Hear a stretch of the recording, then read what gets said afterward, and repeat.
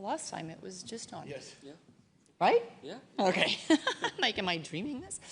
Hi, everybody. Nice to see you all here this evening. Just a few days away from the opening ceremony that we're all very excited about. I think the last time I saw you, there's been a couple really nice things that we've gotten to experience. So we had the IOC session yesterday and today, and before that, the executive board got to spend some time with our athletes commission.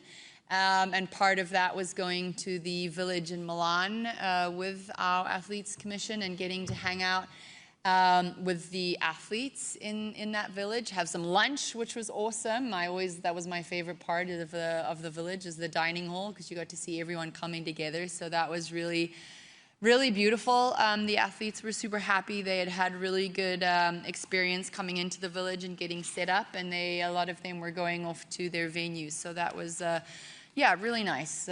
Put everything into perspective, that we're here for them, and their excitement is very cool to see. It's an energy that you can walk out of that village being very energized with.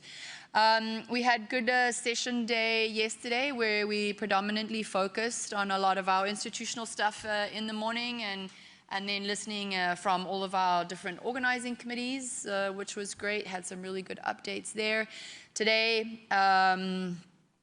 it's been a long day, so I'm trying to think where we started this morning. We had a really great report, the final formal one from Emma Tero, our Athlete Commission chair, which we are so grateful for. She's been an incredible chair, an incredible leader, a number of things being put into place with her leading the commission, and with the Athletes Commission doing some great work.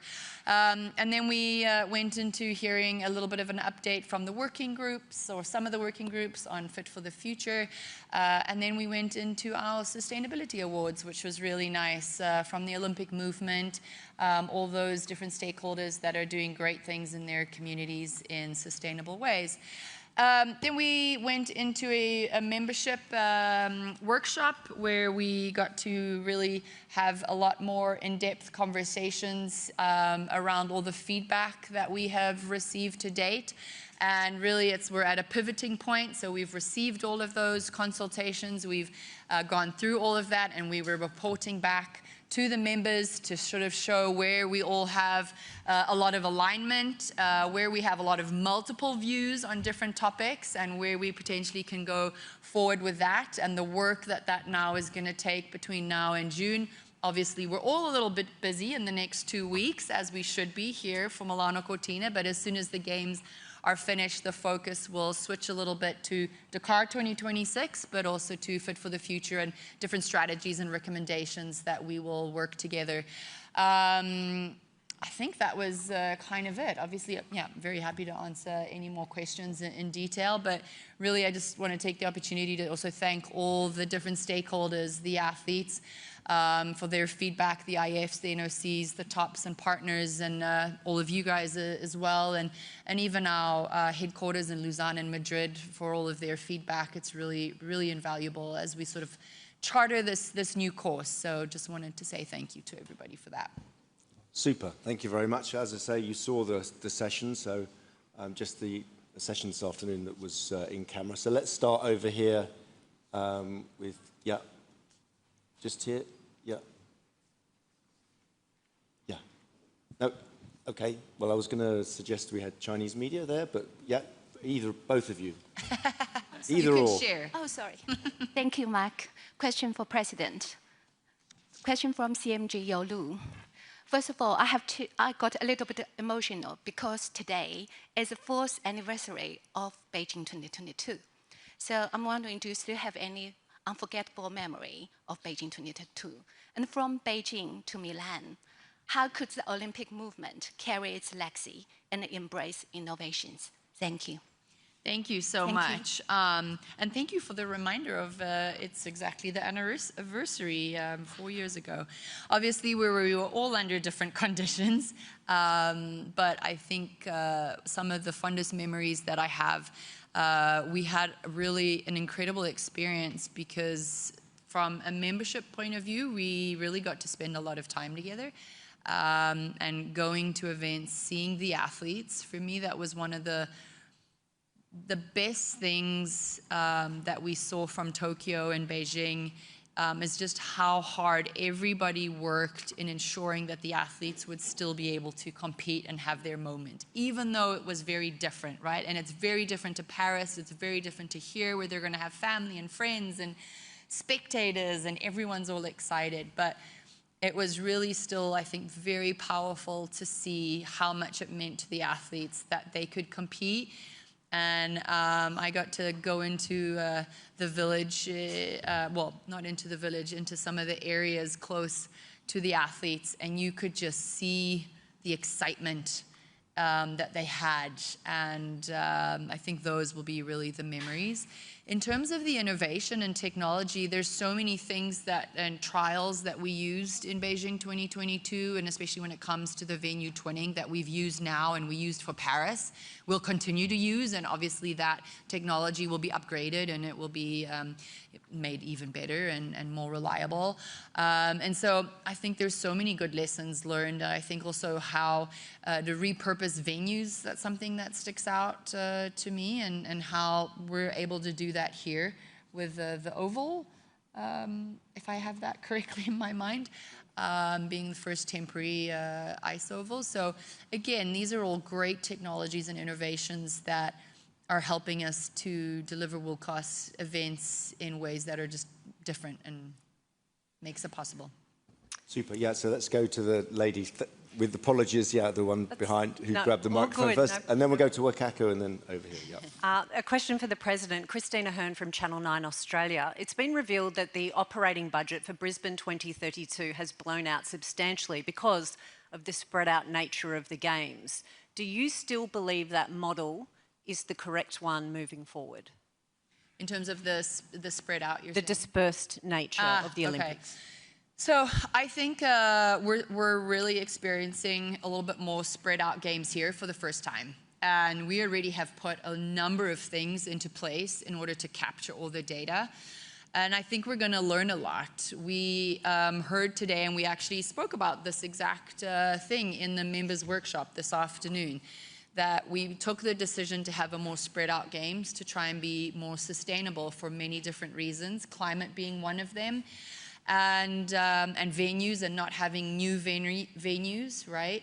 But we are seeing that there is a little bit of impact on NOCs because of the spreadness, right? And that's, we've had to, I guess it's maybe shifted a little bit, different responsibilities onto some of the different stakeholders, which has made it a little bit harder for them.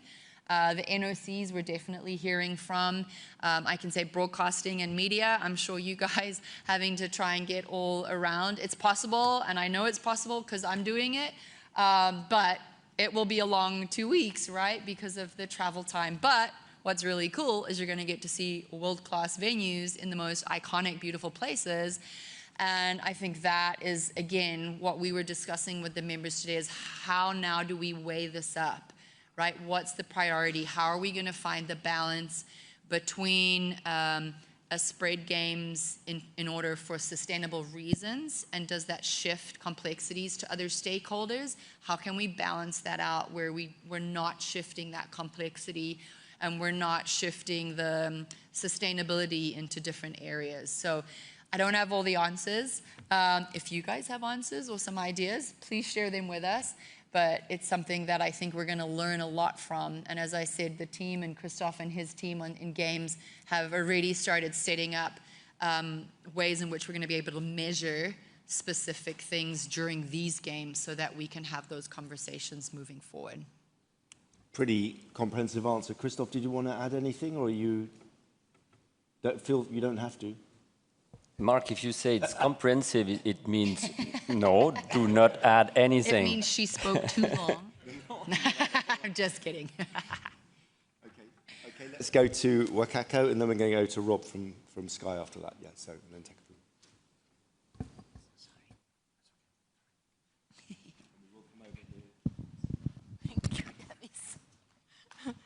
Thank you. Wakako Yuki from the Yomiuri Shimbun. Could you talk a little bit of the consultation this afternoon? What sort of you saw, you try to seek the direction of those important areas. Especially, for instance, did you see any indications to the future yourself in terms of program, Olympic program, as well as protection of gender, female category? And another issue, Mr. Gene Sykes yesterday talked about this visa link. And of course, as Sir Hugh talked about the importance of neutrality, no one argues that, but how to retain in this practical world, in this situation that we are facing today, that's the question. And do you think this visa link, for instance, for the LA28 would give us scope as well as assurance that Olympic movement has been looking for? Thank you. Thank you. On the first one with the consultations, as you know, we've got our 5 sort of key groups, key themes, so athletes, Olympic movement, Olympic Games, better world through sport, and revenue, reach, and engagement. So we focused in on those, and we gave reports back to the members on all the consultations. So all the ideas, all the thoughts that have been shared with us on opportunities and challenges of each of those themes. They were quite long, they were quite voluminous, a lot of different concepts coming through. Definitely are able to see priority areas in each of the 5 key themes and groups and what that looks like. And when I say priorities, we can definitely see priorities where there's a lot of views that have been shared where we're all very aligned. Then there's multiple views. So it's not that we're not aligned, but we just all have slightly different ideas on how to get to the end result, which I think is also very good. And then there were a number of topics which were raised, but more out of a point of we're doing really well in this area, not really needing to do anything additional. So I think that clarity is very good for where we are right now. And now it's to take it to that next step of how are we going to use this to look at what we have today, take into consideration everything that's been shared with us, and realign where we want to go in the future. So that's that. Yes, you heard from LA28 on Visa Link, and then you heard a number of questions like you just had now, and they gave the reassurances that this is something that they have purposely put into place for the LA20 Games, but also for the FIFA World Cup. So we're looking forward to that. And as you made mention to Sir Hugh's comments in and around neutrality, and again, as you just said, not necessarily the question. We all know that there is neutrality, but our question is how to maintain that. And again, this is part of the discussions that we had in the consultations. We all agree that sport needs to remain neutral. And now how are we going to implement that, and what does that look like is what we're working on now. Okay, Sky News over at the back there, and then we're going to come down here. Yeah, we're going to do Takafuma, then we're going to move along, and then we're going to come over here, I promise. Hi, Rob Harris from Sky News. Hi, Rob. Hi. It's hard to escape the geopolitical backdrop, tensions with America, the Milan mayor calling the ICE agents a militia that kills. Would you see it as free speech and understand it if Americans were jeered in the opening ceremony, or do you have a message for them to be respected? I hope that the opening ceremony is seen by everyone of an opportunity to be respectful towards each other, right? And for me, again, when we went to the village, that is just the best reminder of how we all should be. Because you see athletes from every walk of life, and we walked through some of the areas where they're getting to sort of have chill time and hangout time, and no one's asking what country they come from or what religion or what they like to do. They're all just hanging out, and it was so cool to see. But again, as I said, it was like a real opportunity to just put into perspective how we could be. And so for me, I hope that the opening ceremony will do that and will be a reminder to everyone of how we could be, and that's what I think these games will also bring. And just on a Russia-related question, the Italian government are concerned that there have been cyber attacks on things relating to the games. Do you have any information on that from your perspective? To be honest, we don't comment on security. It's well known, it's best practice not to, so. Yeah, and I also don't have any information on that right now, so. Yeah. Thanks. Okay, let's go to Takafuma, these two here, and then I'm coming over here after that.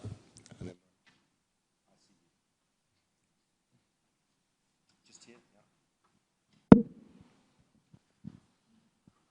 Hello, Takahumi Yoshida from Kyodo News. Question to President regarding consideration of moving Summer Olympic sports to Winter Olympic. How is your sense of crisis for Summer Olympics, huge sports and athletes numbers? So just so I have it correctly, it was, what was the question? From moving summer sports to winter sports and criteria? No, how is your sense of crisis for Summer Olympics, huge number of sports and athletes? Oh, I don't think that there's a crisis in the summer sports or in the summer games, but I do think that we're at a point where we realize we've gone from 10,500 athletes to having over 11,500 athletes in LA, and I think even the Brisbane team shared with us that would not be a possibility for them in 2032, right? So I just think we're at a really good crossroads right now to be able to analyze that. And again, this was a big topic of discussion in the consultations and the workshop today in and around the Olympic program, but also the complexity that has, because it has ripple effects, right? And it is not. The Olympic program group are working really hard on trying to come up with different ways forward on how do we analyze and what does that look like. And one thing that is standing out is that as soon as we start adding venues, and I think this is probably something Christoph could even talk to, that's when you start adding complexities and costs. And so again, how do we look at it collectively? Was really the question. But I think the timing is a good time to have those conversations, because we know that for Brisbane, we're not going to have 36 sports. Okay, so final two over here, AP and New York Times, and then, just these two. Yeah. Graham first. Thank you very much. Graham Dunbar from Associated Press. A big evening on Friday, a sort of significant contact with the US government ahead of Los Angeles Olympics. I mean, what they're going to see in the opening ceremony are things like, gender equality and inclusion, which for many of their supporters back home would regard as woke and, not in a good way.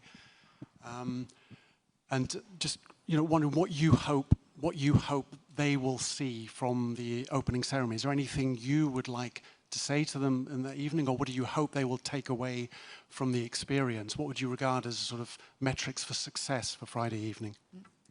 Thanks for your question, Graham. I think it goes back a little bit to my answer to Robert.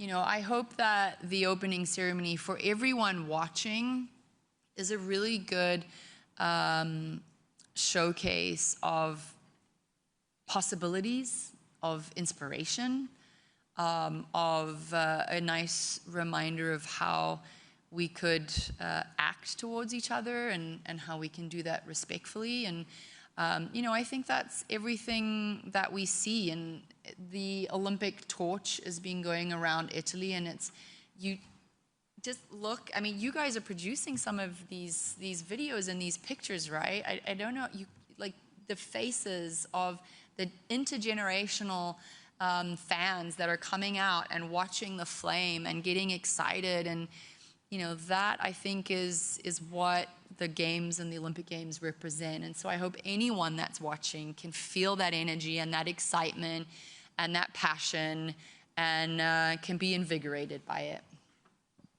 Yeah. Tariq, are you feeling invigorated? I'm always feeling invigorated when you're around. We'll talk later. Good evening, Kirsty. Nice to see you. Yesterday, it was interesting to see you've got a lot of Olympics already lined up. We saw Brisbane come through the little mix zone you had there. We had the French Alps, Salt Lake City. What we didn't see was the next Olympics, LA 2028. And one of the reasons could be there's an aura of scandal around the CEO, president, the leader of that, Casey Wasserman. The IOC is very much into, Olympic values, conduct, and behavior. Officials, politicians in LA are calling for him to resign. over his details of his emails in the Epstein files. I'm sure you're aware of all of this. Is this the man that should be a figurehead for a major Olympic Games, given everything that we know now? We tried to talk to him yesterday. We didn't let him do the mix zone, so we can't even ask anything. Where are you with this? Thank you. Thank you. Well, that was my first question originally on the first press conference. And again, you know, Casey has put out his statement. I have nothing further to add on that. I didn't know that they didn't come through the mix zone and speak to you. So when I see them, I'll ask them to find you guys and have a little chit chat. Okay, let's go over to this side now. Carl, I know you've been waiting everyone over here, so let's start with Reuters, Carlos Grohmann, and we'll... Yeah. Thank you, Madam President. If I can follow up on Tarek and be a spoil sport, do you feel that Casey Wasserman is vulnerable at the moment or is a problem at the moment with the bid, given the whole Epstein association and what potentially can come from now every time he appears representing LA? Thank you very much. No, look, I think as we said before, I think Casey's put out his statement, and there's really nothing else for me to add. From the IOC point of view, the OCOG and how they are structured is not something that we are going to get involved into. So. Okay, let's go, gentleman here. Yeah. Thank you, Mark. Thank you, Madam President. Hiroki Tora from Asahi Shimbun. Question about the Fit for the Future. So will you be discussing moving up the starting date of the Winter Olympics, maybe into January? And if so, what are the pros and cons of it? So you must have some good sources, because that was a recommendation or an idea that was given to the membership today during the consultations. It's not been, nothing has been decided. The consultations today and the workshop is really a time for the members to hear back some of the feedback. This was a recommendation that was given by a member in terms of when we're looking at climate and sustainability, there are potentially going to be need for us to look at adjustments of times. And specifically for, when this comment was made, in and around the Paralympics, because they're right now later in March, and that might be a way if we bumped things forward. But all of these ideas have been written down and taken note, and we're going to send it back into the working group. So there's not been any decisions or any final assessments made yet. Let's go in here. We're going to go all the way along. Yes. Start with the lady here, and then we'll move back. Thank you. The lady is Lisa Roche from Deseret News in Salt Lake. I know I'm not supposed to say that, but you've changed your hair, so. Oh, well, thank you. I'll take that as a compliment. I am wondering if in the Fit for the Future discussions, where possible rotation of the Olympic Games is. That came up after the Utah 2034 presentation yesterday, that Utah may well be a model for that going forward. Is that something that is a focus? Was it discussed today? And where do you see the IOC going with that? Thank you. Thank you, Lisa. If my memory serves me correctly, I don't think it was discussed today in our consultations, but it was, as you said, had been mentioned, and it had already been brought through the consultations by a number of different stakeholders that it's something that we should look at.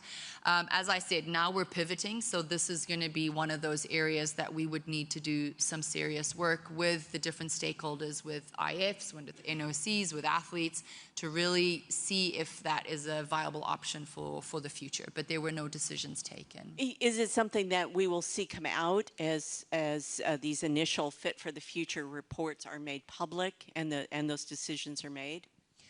It could be. I don't want to talk ahead as though anything's been decided, because really there's not been any decisions taken. But it is definitely something that we will work at and work with our relevant departments to find the right way to analyze that option and what that would look like, so that we're also just basing it off of facts. And what that would look like it was made very clear today by all the members that any of these discussions that we're having now, it can't just be for the next couple of years. We really have to look far down in the future and analyze what potentially could be a good decision now that would have greater benefits in the future.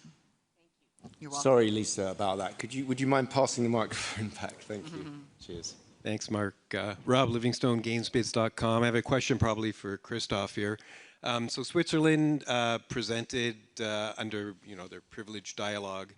And we know that's not a sure thing right now. So can you tell us about any other regions or areas that might be involved in continuous dialogue for either 2038 or beyond? Is there anything, are there any other cities or regions coming forward? There were a number of them, Rob, and they were very disappointed at the time when we said that the executive board made that decision for that dialogue with Switzerland, because yes, we had interested parties, including in Asia. We had interested parties in Europe, and we said, sorry, not up until 42, unless, and that's the key point. Switzerland is not in a position to propose a complete dossier with all the guarantees. And they have just released now their projects with a master plan. All the regions will be consulted. Potentially, the government will have a look at this as well at the end of the year, and then we will know whether Switzerland in 27 will be in a position to say, yes, we have met all the requirements. And if not, it will be reopened, and there, no doubt, all those that were interested for 2038 will be back. The fact is, Madam President, that over time, with the changes that we have brought, that we are looking into, pros and cons, one thing has changed. It's the fact that the games certainly adapt to the regions that host them, and that is a major appeal. So I have no doubts we will have candidates. So are you saying right now there's no ongoing dialogue for the Winter Games at all? It's just Switzerland and... Correct. Okay, thanks. Robert Kemper, ARD. Ms. Coventry, one question. Yesterday in your speech in this session, you emphasized that the IOC is a sports organization. You mentioned that the IOC's game is sport, and I'm quoting, that means keeping sport in neutral ground. Can you please explain why it was important for you to give this message? Was the IOC, in your point of view, not neutral enough in the past? So really the messaging there is, I think, very topical because of the world that we're living in today. And so I think it's a good reminder that sport needs to remain neutral. That was really all there was to it. Let's go, Rachel, I think you've been waiting for a while, yeah, from L'Equipe, and then the gentleman to your left has been waiting a long time, so yeah. Thanks, Mark. Good evening. If you don't mind, I will speak in French, because the President promised to learn before the French Alps. Yes, so exactly. Good practice. Je voulais savoir si vous étiez favorable à l'entrée des sports de montagne pour justement les prochains Jeux d'hiver dans les Alpes françaises, ce qui suppose de changer les statuts du CIO. Et que pensez-vous des turbulences qui agitent le comité d'organisation? Est-ce que vous vous dites que finalement les Alpes ont été attribuées un peu tôt, les Jeux ont été attribués un peu tôt aux Alpes? Voilà, est-ce que ça fait partie des réflexions? Je vous remercie. Thank you. So in terms of agreeing with mountain sports, as you know, that's a discussion for the Olympic program working group, and they're looking at all scenarios. I'm not going to take a position point until they come back with different information, well, not different information, with more information about the pros and cons of what that would look like. I know that there's federations that are obviously advocating for certain things, but we need to make decisions that are going to be best for the Olympic movement moving whole, and we're trying to just collect all the facts and to better understand the pros and cons of what sports in the mountain would look like, and if that would add value to the Olympic Games.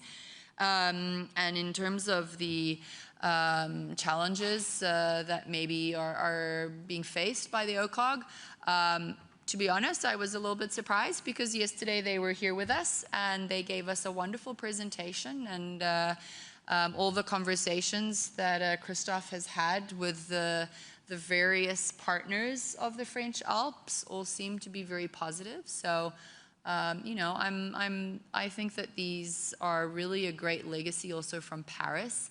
The team are very committed, very passionate about these games, and are passionate about the mountains and what it can do and how it can help with being more sustainable and living in a sustainable manner. And I think those are all really good core values. So, yeah. Okay, we're going to go gentleman here, and then I'm going to go back on this side. So right at the back, gentleman there, and then we'll come down. Yeah. Just gentleman here, question? Yeah. Thanks, Mark. Christoph Becker, Frankfurter Allgemeine Zeitung. Yeah. Hi. Hi. Sorry. Fine. That wasn't actually who I was pointing at, but there we go. I'm sorry. No. I can, well, my question.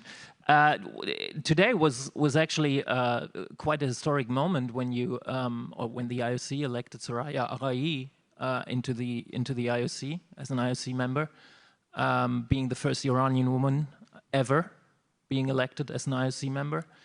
Now, given the history of discrimination against women in Iran, and given the fact that several thousand Iranians have been killed over the last couple of weeks in their country, and the fact that there are Iranian groups actually calling for protests against the Iranian athletes representing their country at these games. I don't know if those protests will take place or not.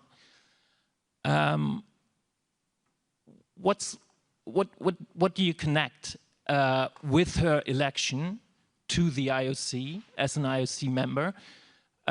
Which kind of hope or what kind of approach do you connect with her being an IOC member now? And would you in future still accept that there are disciplines or sports that the Iranians refuse to compete in, or refuse to send women to compete at Olympic Games, such as swimming, for example? Thanks for the question. Soraya is an incredible young lady who was a very good athlete and has been a really good coach over the last few years. I'm very proud to have her a part of the membership and a part of the IOC Athletes Commission and the IOC members. And I'm looking forward to her bringing, I had some time with her a couple weeks ago over the phone, and then since being here, had a couple more moments with her, and we got to go into the village together, and we were just sharing experiences. And you know, I think from that you realize that we're so much more alike than we are different. So that really would be the connection for me, and I think she's going to be an incredible asset to the IOC. Okay, we're going to go over this side now. Two at the back. Gentleman over there at the back. Have you got the microphone? Yep, gentleman's had his hand up for a while. And then we'll come forward, and I think we'll probably get 2 or 3 more in, I think. Yeah. Yeah, hello. My name is Halvor Ekland from Norwegian Broadcasting Corporation. Could you, it's a question for the President, could you please be a little bit specific on the possible sports of the Winter Olympics in the future? What is on the table? Could it be like basketball, handball, wrestling, boxing, some of these sports changing from summer to the Winter Olympics? I would love to be able to do that for you at this point, but I can't because what I have asked the Olympic Program Commission is to really look at things with a complete, fresh, new piece of paper on, you know, if we were setting up this organization, what would it look like today? And then to take back all the feedback that we just shared with everyone today, and now they're going to start seeing where we align, where we don't align, what do we need to evolve, what does it need to change. And so I would love to be able to give that to you, but we're in the middle of all of those processes, so we don't have any specific fixed idea on sports. Okay, I will try one more question to follow up some of the others here. Move on to the next person, give another person a chance to ask a question. It's not an interview, I'm afraid. Yeah, thanks. Briar Stewart from CBC News. Even as the games get set to get underway, there are more protests planned for here in Milan, including some against the Olympics themselves, others against the presence of ice. And I'm just wondering what your message would be to residents of the city that plan to demonstrate even as the games get underway. Thanks. Thank you.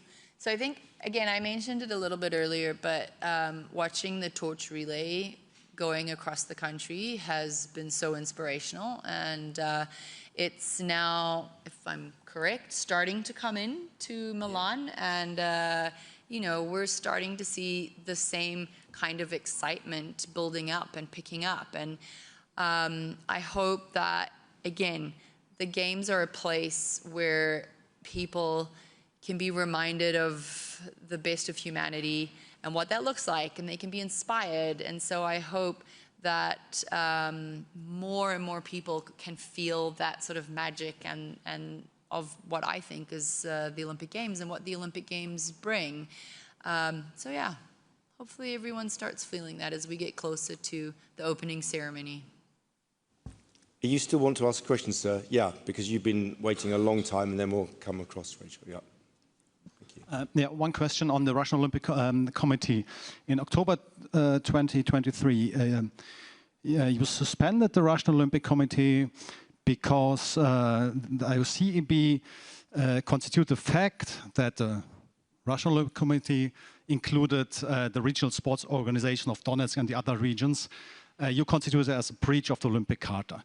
So is this still the decisive question and the decisive point for the suspension of the Russian Olympic Committee? And does it mean that in the moment where these sport organizations leave the Russian Olympic Committee, that more or less automatically the suspension is lifted? Or is there any other key question for your decision that the Russian Olympic Committee is suspended?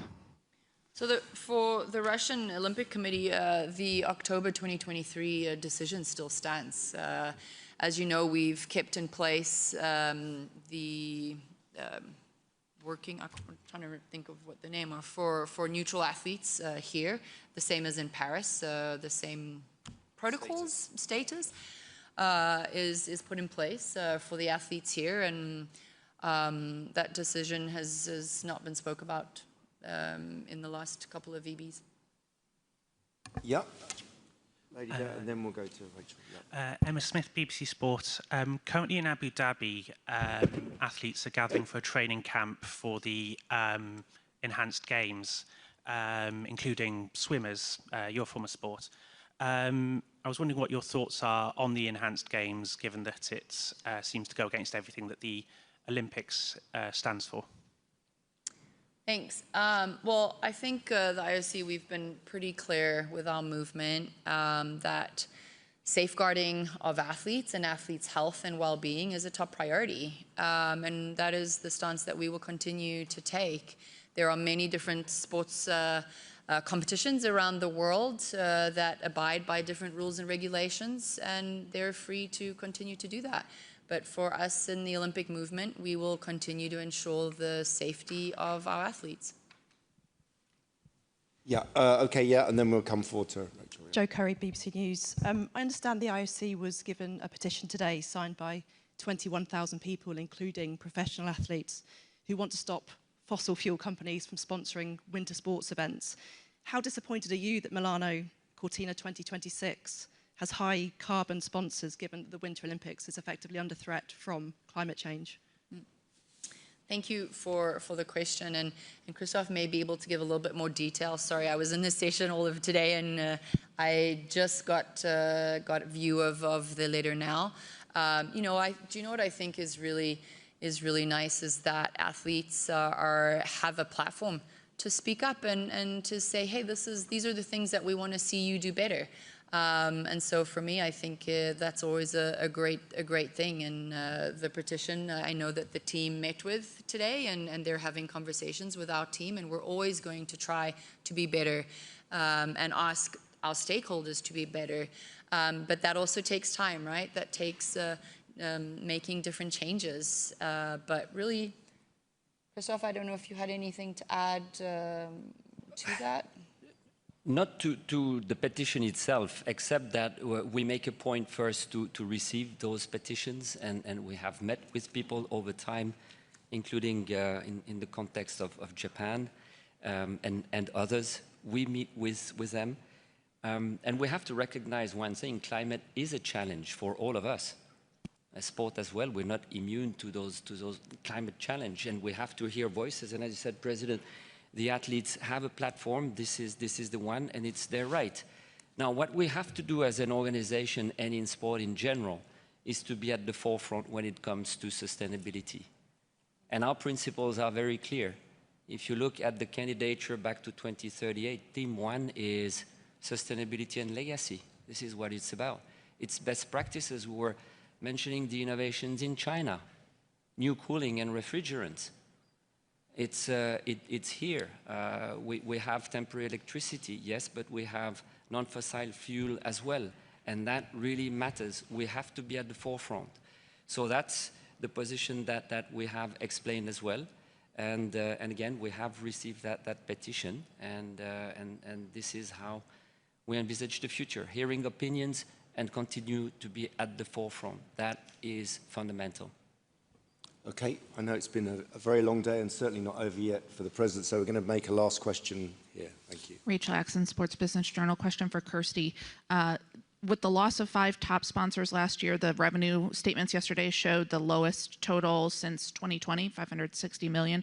How are you feeling about the state of that program as you're reviewing it as part of this process? What is the difficulty in doing that when the contracts extend as far out as they do?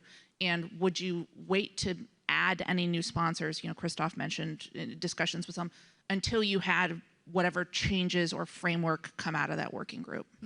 Yeah, good question.